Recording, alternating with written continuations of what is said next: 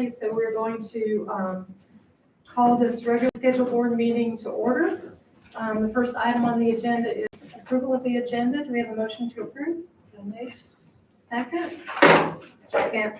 All in favor? Aye. Second item is approval of the minutes. Do we have a motion to approve? So moved. Second? Second. All in favor? Aye. Dr. Ford? Board members, we have some great news to share with you tonight, and from Vestavia High School, which is exciting. All of these are, and so I want to work our way through and start with our group that's here tonight.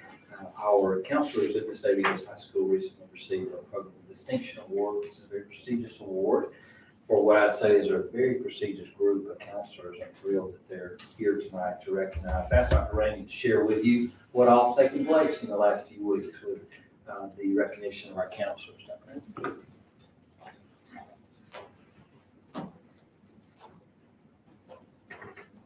We are very excited to celebrate this group tonight. They worked very hard and very deserving of this honor. So I'm just going to call our counselors' names out and recognize them individually. Oliver Aaron, Brandon Boggs, Anna Denary, Sherilyn Dovey, Megan Drum, Daria Howard, Kylie Reagan, Christine Rowling, Barbara Gajewski, Jerry Tenney, and Tracy Towns. And these are the individuals who represent our counseling department and that are the recipients of these awards tonight. So if you would you please stand up? I know we're socially distanced, so I don't know if we have room for you to stand across the front, but I would love for people to know who you are and to be able to celebrate you tonight. So who amongst this group would like to share what goes into receiving the Program of Distinction? Ms. Howard, of course. Well, it's a way that counseling departments or programs, not only in our state but around the nation, can let, they just show what they're doing as far as both personal, social, with career goals, with academic goals, all of the areas of counseling that we are supposed to meet in our standards, not just set by the state of Alabama, but by the national standards. And so what we did, and Mrs. Gajewski, who was unable to attend tonight, she spent a lot of time putting this together. Of course, Dr. Burgess had to sign off on many, many, many papers for us last year. I think we bothered him numerous times on that, but we just appreciate and are thankful because you all as our administrative team and Board of Education, and this is my 20th year in this school system, 38 as a counselor, well, 38 take away 4 as a band director, but I think I can speak on our whole department and every counselor in our school system that you all provide us with the opportunity to counsel our students and do what counselors are supposed to do. And I've worked in other school systems, and I know Mr. Aaron was at the college level and he went into schools, I'm sure, that saw, and I know Anna was in another school system for a short time. Brandon worked with other school systems in the private sector, and Kylie did her internship in other places. And we know that not everyone is as fortunate as we are here in Vestavia to have the leadership that we have that allows us to do what we do. So thank you. Ms. Howard, this is pre-award, but can you just, I mean, we can have all night if you need to answer this question. What's life look like now this year for your team as opposed to what you did last year? Well, and you all correct me if I'm wrong, but I think here again, we're still doing what we do. You know, we're going to meet with students that are in the building. We're going to meet with students that aren't in the building. If it has to be in a Zoom call, a Google call, a Google Meet, or talking to parents by phone. Certainly, I think there's more anxiety and stress just because of the way our world is right now and just what families and people are feeling. But here again, I hope that our kids know and our parents know that we're here for them. And we're going to do whatever we can, as well as our teachers and our colleagues, because we're all on this team together. And as many of you know, I'm married to a football coach that retired a few years ago, so team concept's important. at my house and just in the world. So anyhow, yes, sir. Anybody want to add to that? I feel like if we've affirmed a lot of things about education, but we certainly affirmed the importance of counselors these last few months and for months to come that complement the work of our teachers in the classroom. This adds validity to the work you do and the extraordinary challenges we're facing. But thank you guys, very well deserved. Congratulations. Thank you. Thank you.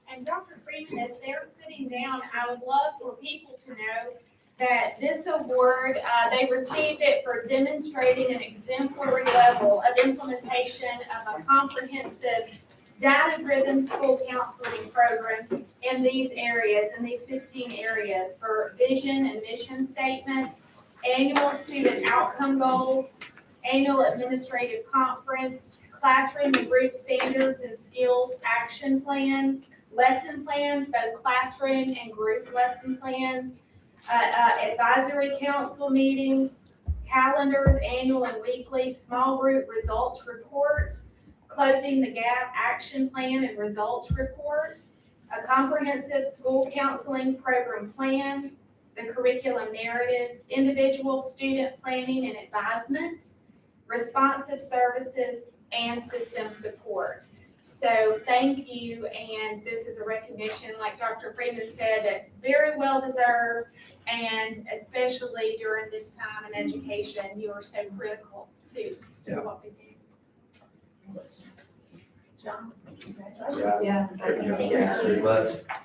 One of the pieces of, small pieces of things that they do get very important for our students is around work with national merit semifinalists and how we arrive at that process. And I'll ask you to just brief a little bit about how we arrive at getting to this, but we have 13 students this year who have been named as national merit semifinalists, continuing a great run of traditional strength and power of our students to qualify for this prestigious award. So tell us a little bit about how we arrived at it and who our students are. Yes, sir. So across the country, there are about 16,000 seniors that are national merit semifinalists. They took the PSAT in the fall of their junior year to qualify. And this year, we do have 13 students. Those students, not only are they academically strong in the classroom, but they do a number of things outside the classroom.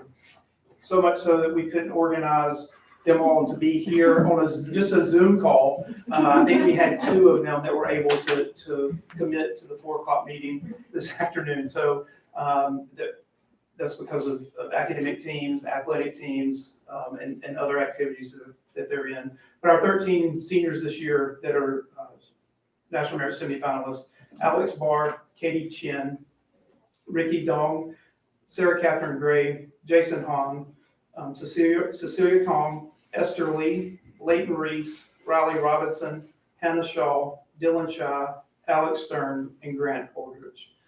So those 13 students from now, they have completed the application process, submitting their national merit applications. Recommendation letters have been submitted, and now a committee will meet later this year on into January, and we should find out hopefully that all 13 are national merit finalists in February, March, and just being a national merit semifinalist, there will be millions of dollars opened up in scholarship opportunities, and for the students that ultimately become finalists, many scholarship dollars for those students.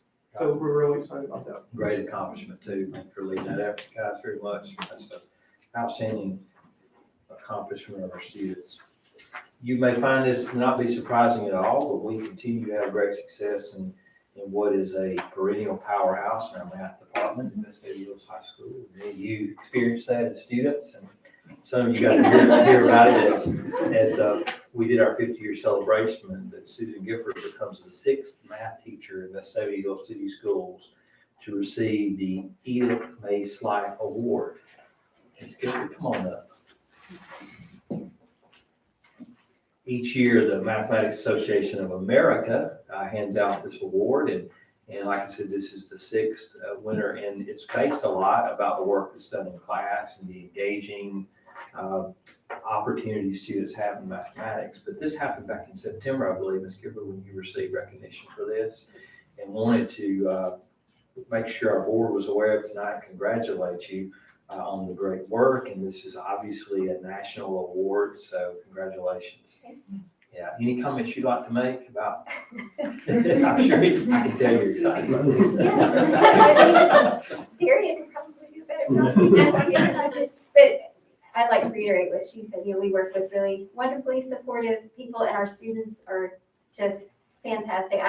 Of all the people that Oliver named, I've probably taught more than half of them, and they're just wonderful, wonderful students. And I'm so thankful that I get to teach them every day.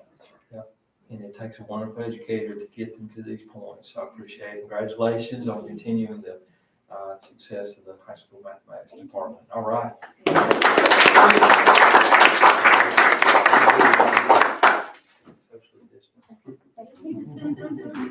All right. Thank you, guys. Good night for high school staff and students. Appreciate all their work.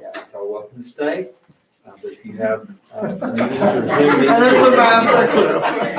Thank you. Thank you. Congratulations, guys. Thank you, thank you, thank you. Here's Sherilyn. Double Ds. You repeat. Come receive your award. Sherilyn Dolan, you may not have met Sherilyn Dolan, she's one of our new counselors. So specifically, the freshman campus, here is your award. And you can take the ones. Thank you, Mr. Appreciate you, thank you.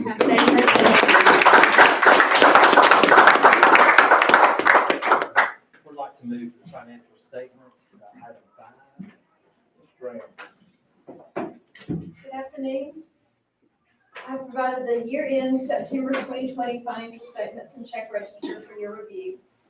As of year-end, we've collected 101.7% of our budgeted ad valorem tax revenues. This is an almost 2% increase over what we budgeted and almost 9% increase in what we actually received last year. So we are seeing some of the effects of the increased property tax assessments now. Our total expenditures and transfers out are at 7.5% over budget. The primary reason for this overage is additional personnel costs, help with janitorial supplies, instruction, and technology purchases related to reopening schools and the COVID pandemic. Because of this budget overrun, we ended the year with less than we projected. So we will reassess and amend the FY21 budget in the coming months, considering other sources of funds that can be used to offset operations in the general fund to increase our reserves for FY21. And all board bank accounts have been reconciled as of September 30, 2020. I want to point out, just to elaborate a bit more on the change in the numbers that you saw the last couple of months, is the reopening phases of school, which are both operational and instructional, have taken quite a toll on the general fund.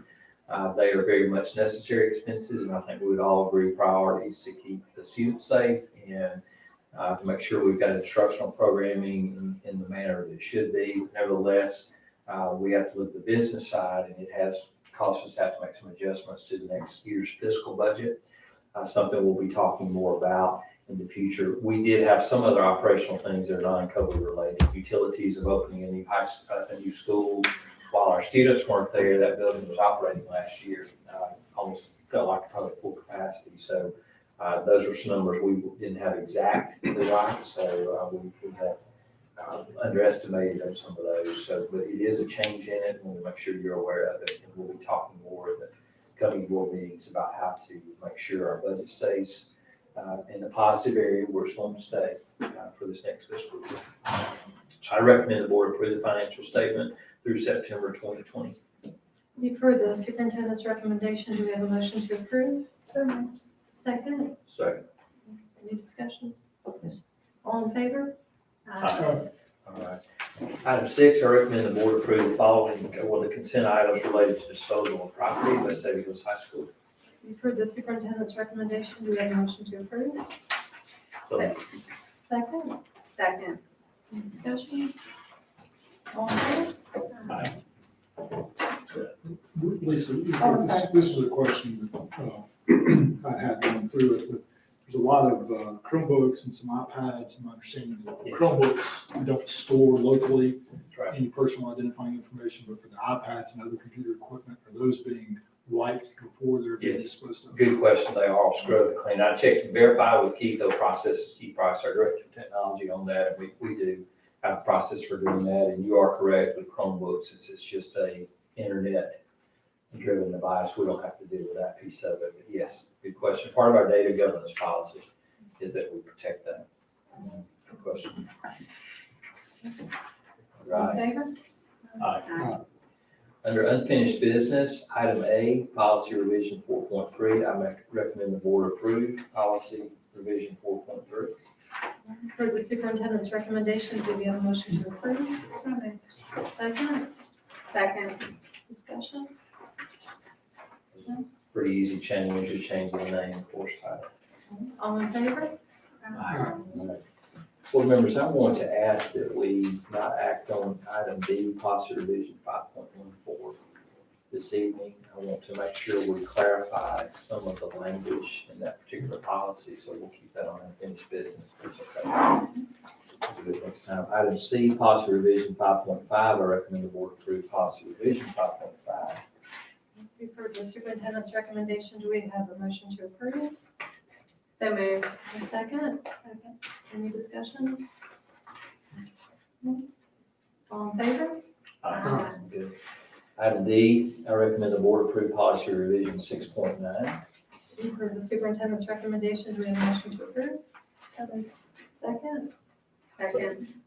Discussion? All in favor? And item E, I recommend the board approve policy revision 6.10. You've heard the superintendent's recommendation. Do we have a motion to approve? so moved. Second? Second. Discussion? All in favor?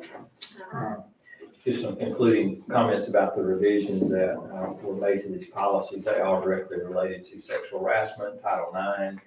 There have been some changes in the federal procedures related to Title IX. And so Dr. Rainey's team is in the midst of working on a lot of procedural changes that actually are going to be more in depth than the policy language itself. That's really just updated policy language to all of them. But I do think it's worth noting that the board has policies in place to protect our students and our employees from any type of inappropriate behavior as defined by the federal law. And it's important that we stay abreast of it and keep our procedures updated. So over the course of this year, we'll be working on procedural updates to Title IX, and we'll bring those to you. Who's the coordinator for that? I kept referencing. Meredith Hanson is the coordinator in our office. And some of the procedural changes have to do with how the titles are laid out with the schools, but each school has sexual harassment points of contact in the, and she's also Title IX coordinator. That they have, each school has its own. Okay, under new business, I recommend the board approve change order to field restoration at Vestavia Hills Elementary, Valley Beach. You've heard the superintendent's recommendation. Do we have a motion to approve? Second? This is a change order that comes as part of the work that's been done at Valley Ridge. The field looks really nice, but we encountered several significant issues, among those being drainage. But just some concluding parts of this job are in this change order. And because we have exceeded the 10% threshold with change orders, we did ask Mr. Boone to review that one. Mr. Boone? We have compliance with the law? Yes, sir. This one? Okay, thank you. All right. And that's the football field. It is, that's right, yeah. The one that's adjacent to the baseball rink. All in favor? Aye. The next item does not require action tonight. It is a new policy, entitled Board Policy 5.21, prohibiting aiding and abetting sexual abuse. This is a policy that comes from recommendations from our department, Alabama State Department of Education, and we have language that's adopted from some counsel, our legal counsel, alongside with Mr. Boone, has developed this policy for you to consider, and it's another protective measure within the schools for former employees that we do not aid or abet anyone that has been involved in sexual abuse. So that will lay on the table for consideration and feedback. We'll bring that back to you in November. Dr. Baker, item C is yours. Okay, so we are at the, we've been charged with selecting a delegate and an alternate delegate for the AASB convention in the lovely Birmingham. So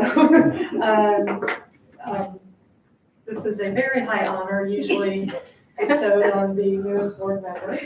So do we have a motion to appoint Scott Brown as the as the delegate with Jacqueline Hudson as the alternate? So that was really quick. Do we have a second? Oh, second. All in favor? Aye. You will have a lovely time. For the record, I'm abstaining. Happy to do Hide your enthusiasm. it. Happy to do it. It is actually it's a good experience. So you learn a lot about other boards. So It's local. Yes. for the superintendent's recommendation, do we have a motion to approve? So moved. Second. Correct. I don't think this needs discussion. Yeah, one thing to note about committee is the board, state will ask you to approve the mathematics standards. So the next thing you do is approve a textbooks. So that process goes on this year. Our committee will do that. We'll bring these back to you at some point. Dr. Rainey will, and we'll be ready to go following year of those textbook adoptions. All in favor? Aye. Item 9 is personnel. I would recommend the board approve the personnel items as submitted. For the superintendent's recommendation, do we have a motion to approve? So moved.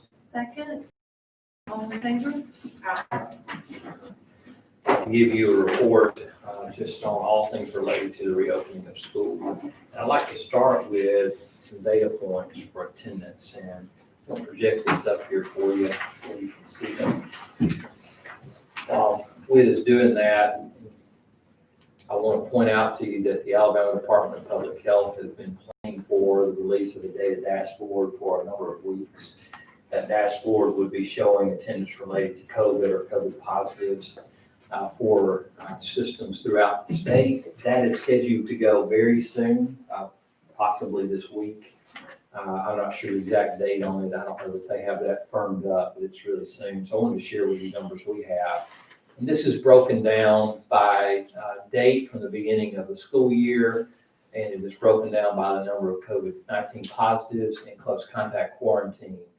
I want to make sure that everyone understands that we can only report positives to the extent we know them. And so we are not a medical entity that does tracking of this necessarily. If we don't know it from parents, we don't have it. So this is known positives for us, but I wanted you to see that. It also is the known close contacts that have occurred at school. And those are defined as if they had been within 6 feet for 15 minutes or longer from someone who was positive. And so those first 3 columns are represented in the top chart up there. And what you see in the red, what you see in the red is just a compilation of the close contact quarantines from the beginning of school until the date today. And I want you to notice, of course, that the first couple of weeks into school, we were up about to 190 at one point of attendance related to close contacts. That number has improved dramatically since school began. And since we've been in school, after we brought our students back to 5-day weeks, you can see what's happened.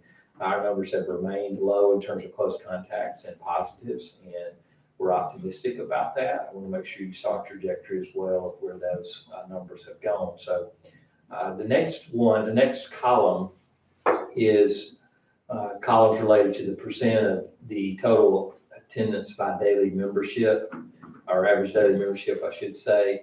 And so what you're seeing there is students that are absent either for close contact or for a positive, that's the percentage of an absence of the population that's absent on a given day. And you can see that we're holding those to less than 2%, around 2% for quarantines, and probably around 0.3 or so percent for positives. Those are really good numbers. And I would just say that to our knowledge, we have 4 students through the course of this year that have had a close contact at school and became positive. And if you put that in context of 4 students with 5,700 attending school most every day over the course of a 9-week period, that's really good information. And I think it says a lot to the fact that I think even outside school, but certainly inside school, I think our teachers and our administrative team and our students are doing a remarkable job following the rules at school. And hopefully those habits carry on into other parts of their life. It's positive numbers, and certainly to make sure that you have seen those and know what they look like. We track them every day, and we are keeping very close watch by school of what those levels look like, both for students and staff, to make sure we don't get into areas that are concerning. And we don't have black and white numbers to determine where we would be concerned. I'm concerned with 1, but we try to keep them mindful of what those look like compared to typical years of absenteeism, and our absenteeism this year is typical to other years. So that's a bit of good news today to share. I think we do have probably trying months ahead with flu and other type things, but we're going to stay vigilant to what we're doing and be optimistic our numbers stay in check. Do you have questions on that? These numbers are students, or is this staff included? It's students. For our staff, I've got that at the bottom for you just to see the total number of staff with COVID-19 positive since 8/20. We have 26, which is 2.91%. And staff with quarantine is about 9.53%. So those numbers are similar to the student numbers, just a little bit higher though. All right, thank you. You know, I think we knew at the beginning that the only way this was gonna work is if everybody kind of did what they were supposed to do. And, I mean, I think these numbers really look good, and it looks like everybody's doing what they're supposed to do. We just can't ease up. It's not the time to ease up. Absolutely. To just kind of stay the course and, but, you know, I mean, it's never been more of a team effort than it is right now. I may use one of the core values that Dollar Ridge talks about. I always talk about is perseverance. We must persevere. I continue to do that, and so I'm pleased with that because the ultimate goal is we want our kids in school. And so this is important we stay the course. Well, through the course of 9 weeks, we have done a lot of iterations and reiterations of ways to do what we're doing best. We have to date 1,386 students that are remote. That represents about 20% of our population. That's held steady. Of course, we work very hard. Our support staff has worked very hard. It's not been perfect. And so one of the things that's been most nice is that we get the feedback we need from our in conversations about how to continuously improve the work. And so a few weeks ago, we launched a survey for our parents, for our students, and for our staff to get feedback about several areas of reopening. And so Dr. Rainey and I are just going to pivot with each other a little bit and talk about some of the general observations. But I will tell you that the overarching observation I have, generally speaking, is time.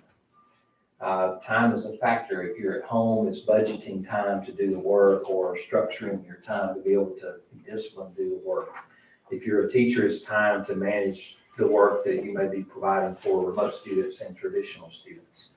For parents, it's the time to budget doing full-time work and trying to help your students that were at home every other day if they were secondary, or maybe at home every day. Time is the great factor, and we can't make it. And so having to think about the creative notion of what we do with time is an overarching thing for me that's a concern. Another one that I would say that is a general observation is not everyone believes that the flow of communication has been the best it could be, to which I will disagree with that. I think we're working very hard to communicate, but there is a myriad of changes that have been occurring this year to try to make the best of the situation. But we're mindful of that. We're mindful of where we want to try to improve and do better with those particular areas. Those are two just general observations that I had from an improvement standpoint. From a safety standpoint, teachers and parents and students seem to be largely supportive that the district has done the things necessary to keep a safe environment. That seemed to be across the board. There seemed to be a great support of the work the district has done relative to staff leave and trying to protect our employees, to keep them safe, to allow them to continue to work remotely, things like that. That's largely some opinions that were on the positive side. We also looked at instructional pieces of the work that's been going on this year. Dr. Rainey's got some general comments about what we've seen from our survey feedback on instruction and curriculum. And two, I think it's important to know, although the survey doesn't close until October 30th, we have had a good number of responses. So we had 922 of our secondary students participate in the survey, 6 through 12.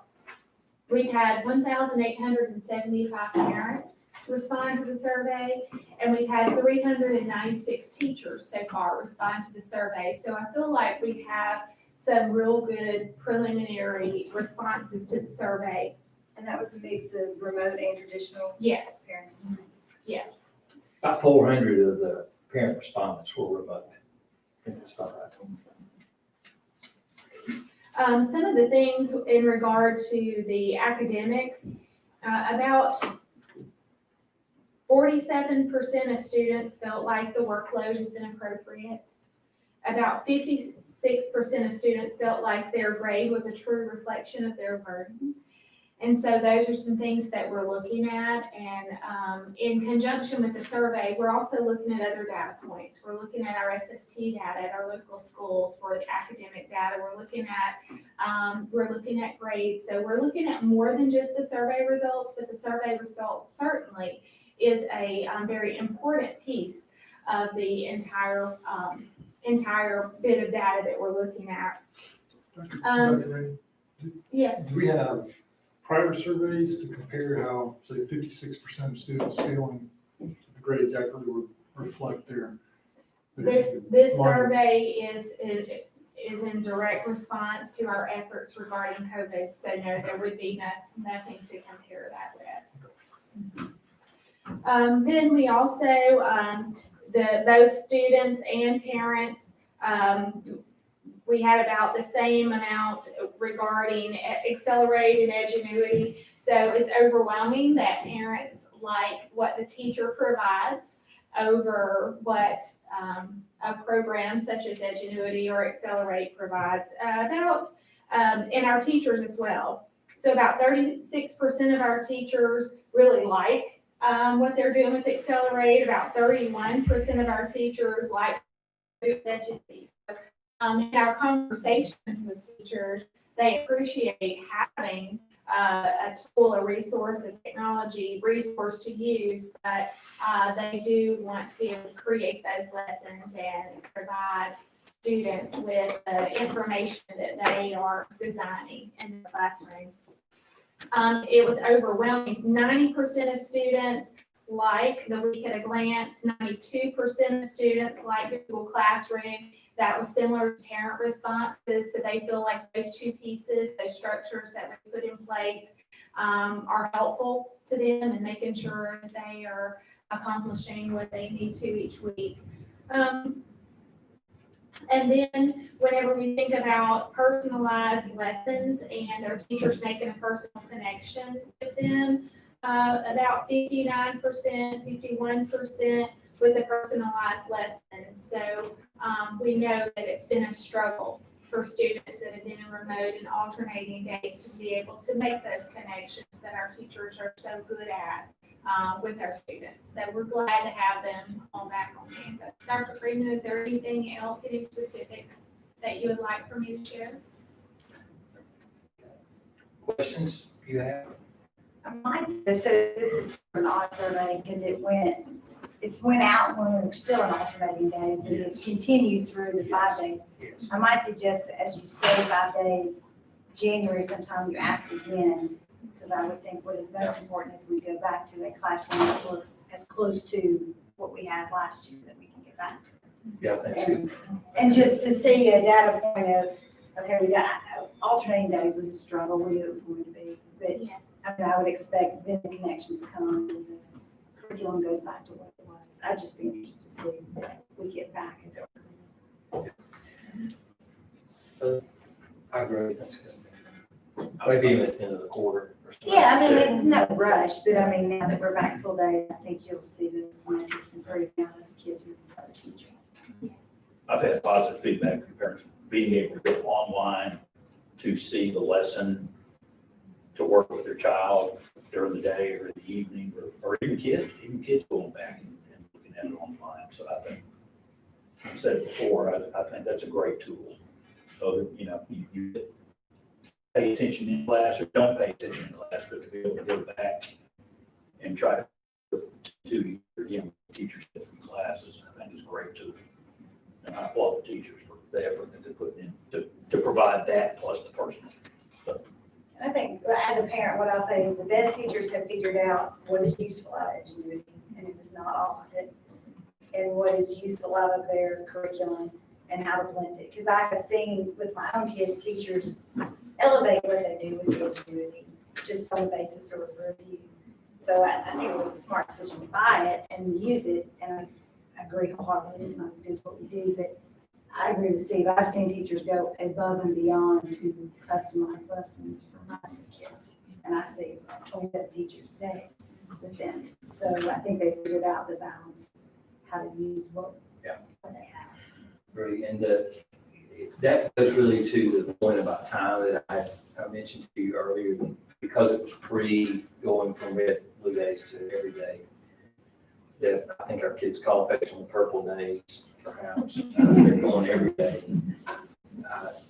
One of the things that I thought was an important consideration in the move to 5 days was that, particularly in our secondary grades, when you are tasked with a traditional classroom, a remote classroom, and then essentially a blended one where you have them every other day. So that's a workload for us to be mindful of. And so when you know that you've got a safe environment to do what we needed to do, I feel like that was a positive step in terms of grasping some time back. But there still are almost 1,400 students doing remote. And so there's still the questions of time. That's something that our schools are still looking at, how we do it. And what I've said to our schools, that I've said all year, really, which was my wishes and your wishes as well, that our students be in school 5 days. And so I have not offered the e-learning. That is my decision that I have just said. I believe it's more important that our kids will be in the seats. And I still believe that, because my concern with an e-learning type day is that if done correctly, is a large amount of work. And you can talk with districts that do this. If you do it correctly, I don't know how much you really help the time factor. But being in school and presence in school is important. That being said, there's still the question of how we best find time within days to help our students and help our teachers. So we're looking at those type of things still. Our teams are. Another part is communication, and just candidly in the path that we've walked the last few months, where there are concerns about communications, oftentimes there are decisions that are made that are larger decisions about moving to 5 days, things of that nature, which are made with a lot of consultation and thought. The 5-day decision was made after about a month spending time with Jefferson County's public health about the best way to provide education for our traditional students. And so there's a lot of effort that goes into it that may not get communicated to staff, and I understand that. Where it is critically important to me for our staff to really be plugged into some decisions is related to the instructional program, which is ultimately what we're about. And our principals, I think, have been engaged in that effort. It's not an easy effort because there are a lot of opinions about how to best meet the needs of students right now, but something that is taking place. And I wanted our secondary principals just to share with you the challenges they're facing in their buildings and what they're doing as it relates to listening and trying to develop plans to best serve our students. So, guys, I'll turn it over to you. Just wanted you to share with the board tonight. This is not a formalized presentation, but I wanted you to hear from them. What they're. Yeah. You start to the left. State your name and your school. You are masked. One that is consistent is that every day is same consistent, it's different. Every day is different. Every day presents a new challenge for us as an administrative team. Some of those changes, consistent, it's different. Every day is different. Every day presents a new challenge for us as an administrative team. Some of those changes we have the luxury of discussing and talking about for days and maybe even weeks, and some of the changes we don't. And so when we're pushing out information to staff, to me, one of the bigger challenges is being blessed with a high functioning group of professionals that are extreme experts in their field. In many cases, those experts have been teaching for 10 years or better. And from a teacher standpoint, going back to my days of teaching, it's once you found something that you know works and that your stakeholders are pleased with, it's hard to go in and not just make changes once, but let's just make changes often. And that's no fault of administration, that's just the animal that we're all dealing with when it comes to matters of safety, personal safety, student safety coming first. How are we going to get the students back into the building? What's overflow going to look like? How big will that be? How much training or how much information do we need visiting other schools in order to make that work so that A and B can come back together and make, I think you said purple? You said purple. I can't see purple, so I just say the word. So given that fact, what do we do as administrators to get behind the 8 ball so that we can make that happen? And so there's always going to be a challenge in that sense for the three of us, along with the fact that we're pretty much newbies in this situation at different schools. And so there's also the trust factor that's built in. And so constantly communicating out verbally with teachers in the hallway and building that rapport with them and gaining trust and understanding that we're going to continue to make changes. Being transparent with that fact. Understanding that with large classes come large problems. And how are we going to handle those problems? For instance, I'll give you a good example. When it came time to fusing the classes back together, we had some classes that were quite large.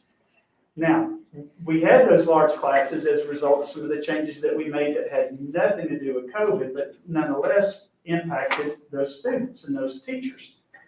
So as we walked around as an administrative team in my building, what is it we need to do to provide that teacher or those teachers on our staff the support that they need so that they can see as many students as they can and minimize the amount of overflow.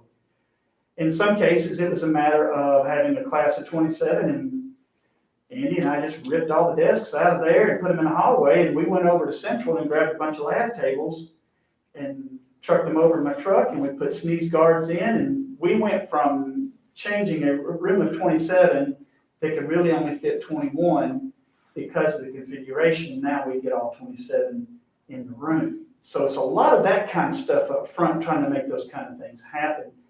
And then there's the factor of us making the team members comfortable with what we're doing. There's just certain things we can't make them comfortable about. All we can continue to do is provide support, reassure them that they're doing an outstanding job, which they are, and that we're going to continue to address problems by, I think I can speak for all three of us on this. Our doors are always open for anybody to come by and talk to us. And I have some teachers that take advantage of that. And to be quite honest, my second year here, I've got some teachers, I've never seen them, and that's okay. But the point is, it's open for that communication. So that's really what we deal with is risk management just about every day, not from a litigious standpoint, but just what is it we're doing that can make things better? What can we do to make things better and provide a level of safety that everybody's comfortable with? And I'll start coughing if I have to talk behind my mask. So I will say this, I'll give this a great example. The decisions that get made make a lot of people happy, and the decisions get made make a lot of people really angry. And there is just, because of, really honestly, there is a different trajectory headed in your direction hourly. And so there's, you have your normal school, which in a non-COVID year, that is typical, for an administrator to deal with. But when you put on top of that political viewpoint, social unrest, teacher wellness and social emotional, that is on every aspect. I mean, we have teachers who are just glad to have a job, and they bring that attitude to work every day. Then you have other teachers who are dealing with very difficult home situations of their own, and they're just trying to show up for their kids. So this year, there is no decision that is a one-size-fits-all type of decision. Where in a non-COVID year, a lot of that really does catch about 99% of what the problem is, and you can address it. So I use this example. I'll echo what Dr. Pennington says. My door is always open. And I have teachers who have given me the courtesy to come by and say, hey, I just wanted to run this by you. Go away immediately. Other people are content to not hear that. My door is open. You can come and talk to me, to kind of begin to break down those assumptions. And so there comes a point where, sometimes the onus is on an adult to come by and check and say, hey, you know what, I just want to run this by you. So for example, I'll use the notes, some of the talking points in our memo. What some people don't understand is that the majority was hurt. The majority, when you're looking at data and survey and communication that we're having with teachers, on the record, off the record, all of that, and parent emails, sometimes the decision that is made is right for students, but it's not right for adults. And I have to, when I put my head on my pillow at night, did I make the right decision for the majority of students in my building? Because that's who we're serving. Yes, it is, but there's a fine balance of also taking care of the adults. And I'll be honest with you, we don't have the answers. I have 30 years in education, and I do not have answers for some of the problems. So, to a teacher today about, just for example, semester exams. Well, I've gotten, for every teacher who's like, I need to give a semester exam, I've got other teachers thanking me that I'm not doing it because their children have special needs and they have IEPs. And they don't know how, in other words, to get them to the point that they can even take a semester exam, because they know that the challenges that those kids have, that they have just maybe come back from remote learning. And so we're trying to build those gaps beginning now. And they have very real challenges. So the fact that we took that off the table is a huge relief. But then we have the AP level. They're trying to get their kids ready for an AP type of exam in the spring. And having a semester exam or having one of those end of course assessments is critical to test I call test prep, that kind of thing. So that's when we say that there's no one size, there is not now. And I am fortunate that I do have great working partnerships with my 2 middle schools, with my central office team. But there's just no way that a teacher who is, unhappy, for whatever reason, to understand how hard we're working, to try to make the best decision that will catch the most people and the most students. So those are real challenges. And there, like you said, not enough time. Once a decision needs to go down really quickly, if a teacher's asking for more time, do you really want to take time to make them meet? And then we also have to be aware of the fact that we really can't meet in person like we used to call a faculty meeting. So to send that to meet remotely, I'm taking time they might need to use that to meet with a remote student, or to make a phone call to a parent, or to get an assessment updated, or to go back in because a student is literally emailing them every hour. Why haven't you graded my work? So that's the best way I can categorize it. 50% we're doing the right thing by, in their mind. The other 50%, it's a struggle. So that's the only thing I know. I'm just being really honest with you guys. That's my nature. I think part of the struggle is that when we peel it apart to look at it, is that when we bring our information to Dr. Rainey and Dr. Freeman, it's a collective voice from our faculties. And a lot of teachers like to holler, "Well, my voice was not heard." And I think they mean that by, I didn't get to directly state, or you didn't get to use just my voice. Well, we can't do that. We have to get a collective voice from what the temperature of the faculty and the decisions we're making, and that's what we bring to them. And I think sometimes the outsiders just like to say, "Well, my voice wasn't heard," when in reality it was. And the decision might not have gone the way you had wanted. But the struggle with that is, we're dealing with however many faculty members we have, and they all want what's best, but they all have different opinions. And each of these teachers are pretty much perfectionists. They want what is best for the student, and they differ and disagree a lot of times what that best is. Just like we're finding ourselves right now about the grades. You know, do we give total grades? Do we look at mastery of concept? And so that's where we're finding ourselves kind of hashing that out right now. But when we get there, we always do. The teachers always rise to the occasion, and we sit down at the collaboration table and we work it all out. And so that's one aspect that we're dealing with the teachers. And the other, Tanya kind of hit on, we talk about social and emotional learning for students. We have that for our teachers as well. Because we've got to take care of them in this environment, because they're constantly having to make new decisions. And they're constantly gauging those decisions against what is best for my students. And sometimes they get in there, what is best for me, and we have to weed that out and get back on track of what is best for students. So it's been good for all we've been through. I think we have done a fantastic job, our teachers, and I think our surveys show that out very much. But it has been a real struggle to get there, but I appreciate, we all do, as I speak for all of us, appreciate the support you all have given and the support and the direction you all give to us every day. Thank you. Yeah, I want to be particularly conscious and intentional about communication flows and share with you, and I appreciate the transparency words from our principals, not from a place of we're doing it all right, because we're not.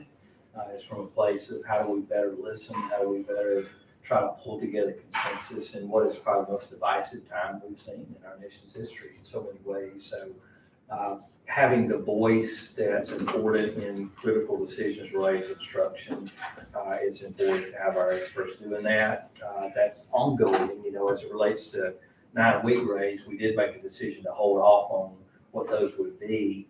It's important to remember that 9-week grade is essentially a progress grade for what's happening through the semester.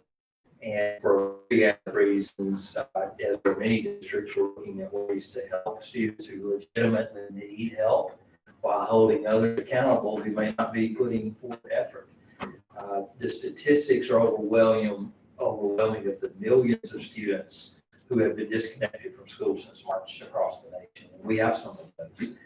So trying to find that balance that works, it's critical to keep listening. My friend Dana Clements, she's back here, she represents ABA, and some of our staff are part of that, and she's been a really helpful partner in this conversation. As concerns are expressed to her, we want to listen, be open to making the appropriate changes. But I do want you to see the complexity that's happening at the schools in light of all of the collaborative work I'm confident is taking place. Doesn't make it easy. And so we recognize and know that we have ways to go to get this where it needs to be, and we're going to keep doing that because we've got great staff. But nevertheless, it makes for complication. So, to date, the thing that's probably most on the minds of the schools has to do with 9-week grades and how that looks, semester exams, and so forth. And they're fleshing that out with their campuses about what that's going to look like. And so there'll be more information to come about it. But I did want to let you know, since we put the memo out last week about that.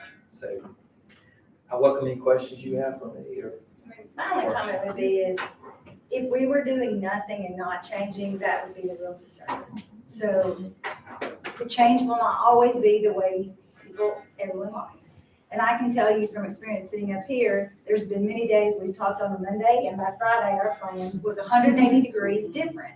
So moving an entire 800-900 person workforce through that is not helpful, in my opinion. And so I think we've done that probably more than 1 week where things have done. So I completely understand the change, but my comment would be is if we were not continued, all the changes are made in an effort to strive to be better, is how I look at it. Do we get it perfect? No. Do we get it perfect the second time? Maybe not. But continuing to move is what is trying to get students, faculty, admin, community, all to the best place we can get in a crazy year. And I have 3 children at 2 of your 3 schools. And I can see without a doubt, the teachers are rising to the occasion, and it's done under your leadership. And that is evident in everything I see come home. My comment would be is our students read off of our teachers. So if you are unhappy and you are anxious, let me tell you what comes home to a kid. I hear every comment and every anxiousness or every positive remark. So I would be sensitive. There have been many decisions that I'm not happy with, right? But if I say that to my kids, that's what they hear. Same goes for a teacher, and you have probably far more influence on my kids than I do. Sadly enough. But I mean, so I get it, and I see most of our teachers, because my kids come home and go, this is awesome, this is what we're doing. But that's not how every class is working. So I say that to be mindful of, hey, we're all in this together struggle, but they're still adults and they're still children. And we need to always be mindful that children are children, even if they're 16 years old, and how we work with them. But I applaud your efforts. I applaud the whole Central Administration and every teacher, because I could not have been able to do what you've done. And I think most of the community would say the same. So thank you. Kind of piggyback on that. I appreciate everything that all of y'all are doing. I'll just remind administrators and teachers that obviously these are unique times in history. There's not a household, there's not a profession that's doing things the way that it was done in February or January this year. I mean, not a one. My job, I sell, I get in front of people. I can't get in front of people. My corporate office says, you got to get in front of people and sell. The sign on the front door of my office says, no outside visitors. So what do you do? Everybody's dealing with something that they're not used to dealing with. So I would just ask you guys to continue being the soundboards that you are and being flexible. And I would ask that our teachers continue to be flexible, because we've got the best teachers in the state. There's no doubt in my mind. And we see it in our kids. And just like Jennifer said, the kids feed off of you. But it doesn't matter if you're preparing the food in the lunchroom, you're cleaning a commode, you're driving a bus, you're teaching a class, you're a coach. It doesn't matter. A counselor, it doesn't matter. Or the principal walking the halls with the kids and the faculty. So I just ask everybody to be a rebel and do things the rebel way and continue on, and we will make it through this, and your kids will survive. I just want to thank you guys for just like getting that out. Do you feel better at all? I want to fix this. I want to fix it right now. It's just not something to fix, and it's so hard. And I think, just even the act of putting out a survey when you're hanging on, it's like, I got through today. Do I really want to hear how people are thinking? Because it does imply then that there's some action that has to occur after you get that information. And I think just that you guys share, because, again, Dr. Freeman and I were talking about this earlier. If anybody had said in March, you need to start planning for this, it would have looked just crazy different. We would have said, there's no way we're still going to be here, in end of October, early November. And the target has constantly moved. And that underlying stress that has been with everybody since March, it just takes a toll. I mean, it just takes a toll. And, it's like you can tell people they're doing a great job, and then at the same time, they're like, but I'm drowning. I am really tired of holding it together. and keeping it all together. And I think just to recognize that everybody is in the same place and everybody is really doing what we can do for the kids. And, you guys are doing a fabulous job. Everybody from, whatever position it is, they're holding the system together in a time where really almost every child has an individualized plan. And when in the history of a school system has there been that? So I just appreciate y'all just coming and being open about the challenges. And I think maybe if we see that everybody is in the same challenges, that might maybe ease things a little bit.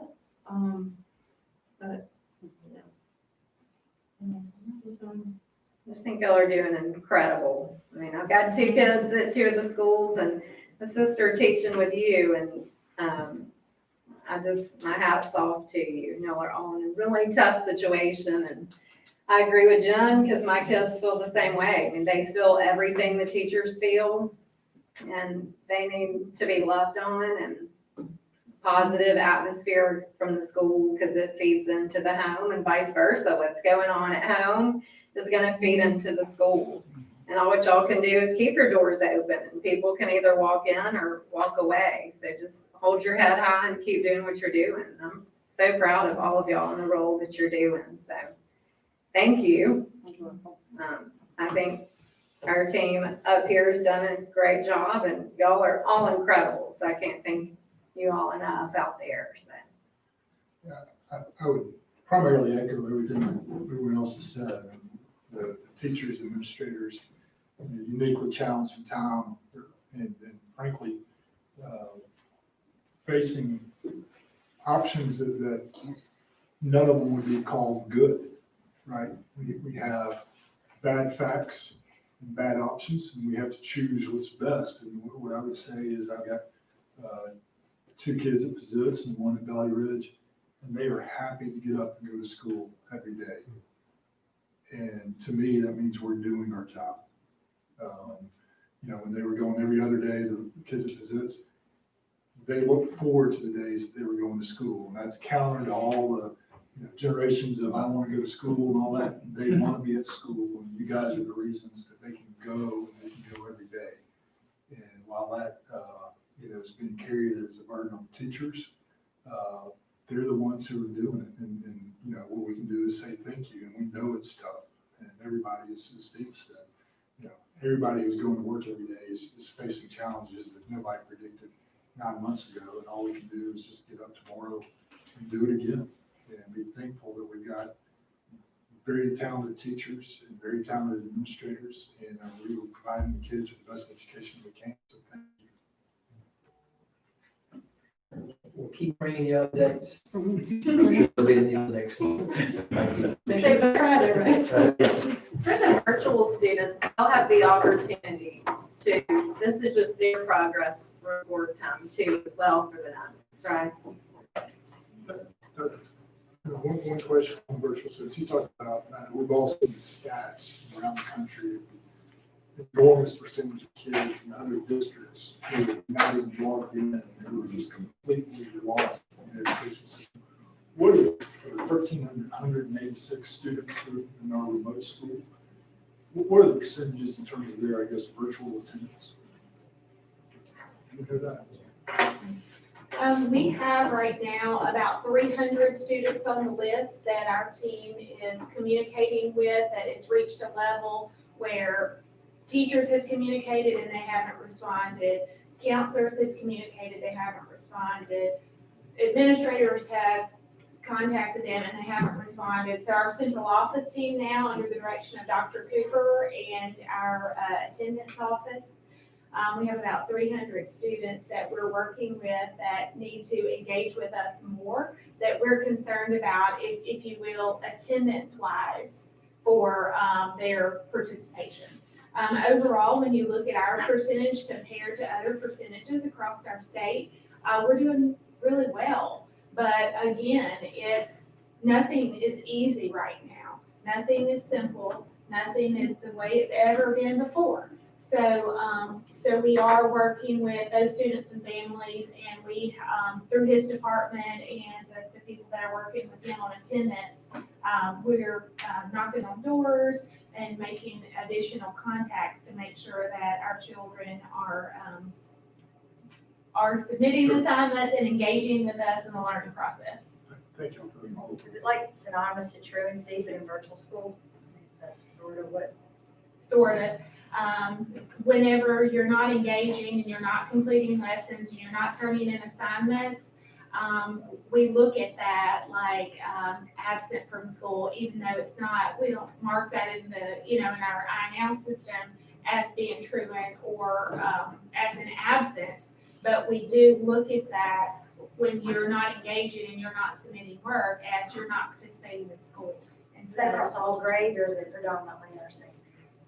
I'm gonna need to ask Dr. Cooper about that. Is it predominantly secondary or elementary? It's pretty much all over. It's a smaller number on the elementary side, as you would imagine. Then it starts to grow as we go up. And is that 300 students or 300 families? 300 students. What kind of response are you getting from knocking on doors? I mean, are you getting, is the parent going, boy, I had no idea? Or is the child going, I got nobody to help me? What kind of? Are we seeing? Primarily the first one, the parents saying that they don't have an idea, or the parents saying that they've told their children that they need to be doing the work and they just can't get them to do it at times, or the parents saying that the children are saying that they are turning in the work and we show on our side that they are not turning in the work. And so it's more so of that than the side of tutoring, because we have that option for them to go to Central and interact with their psych teacher, during those PLC periods that we've given the teachers opportunities to speak with them. So it's more or less just the parents saying that they don't know what else to do to support. Are we going in depth more to determine the history of the student? So this student, this may not be it may be a trend instead of nobody's home and I don't have to do anything, I've got free time, type situation. When I mentioned earlier, we're looking at multiple data points with our SST teams. There is always a process when students are not performing and when grades are not demonstrating that they've mastered the standard. We have a group of teachers at the school that communicates about that, and they talk about academics and behavior, and they have teacher teams that kind of work through solutions. And so that same process is used, that our SST approach is used for our remote and traditional students. And so it's not a one-time conversation with one piece of evidence. When you come and those conversations happen with SST, we're looking at multiple data points, and sometimes it could be multiple years. And so I'm looking at our principals and they're shaking their heads behind me. So those conversations are not just what the student is doing this year. It is about what has been the history, what is the trajectory, what has happened in the past. What has been helpful in the past with the students. So there are individual conversations with those teams about each individual child regarding past performance, what's worked, what hasn't worked. So yes, And to answer your question. the number of students in remote, pretty significant percentage in remote, we're already struggling. Do we have a feel how many of these will come back in June? Thank you for bringing it up. We did of those, a little bit more than 400 remote that responded. We just asked, generally speaking, what would be your thoughts at this point? It was about 50-50. I would say there was a more of a 2/3 percentage of elementary parents that said they'd be back, and it was almost dead even 50-50 for secondary. We're going to put an official survey out next week, November 2nd. We'll go out for a week for remote parents to say to us, do you plan to bring your children back or not? Can they, could be one child from the home does, one doesn't, but we need that particularly for elementary, because that's going to begin a process of how we handle our teachers and our staffing. In our hands to start working through that. So we'll have a better But if I just judge it off of the respondents, let's just assume half may stay home. It would still have about 700 kids on remote. And so it's, this issue of not checking in is, I think, one of the more complex things that staff are having to work on, like where is accountability and responsibility? And the other side of that is, where do we know there were already struggles? So it's very complex that they're struggling, that they're grappling with, I think, in staff to figure this out. Okay. Okay. I just say, can I do one quick congratulations to everybody here, WIT, for all the work that y'all did on the 50th anniversary ceremony a couple of weeks ago. That was a wonderful thing and very well put together by our award-winning PR guy back there, Whit McGee. And the board may not know it, I know Dr. Freeman does, but the Vestavia Historical Society has reached out to us and is getting a copy. Well, Whit's already gotten them a copy, and they have asked Whit to make a presentation at one of their future meetings on the school system. So great job, everybody. Thank you all. All right. Judging by the new clock on the wall. Do we have a motion to adjourn? So moved. Second? Second. All in favor? Bye.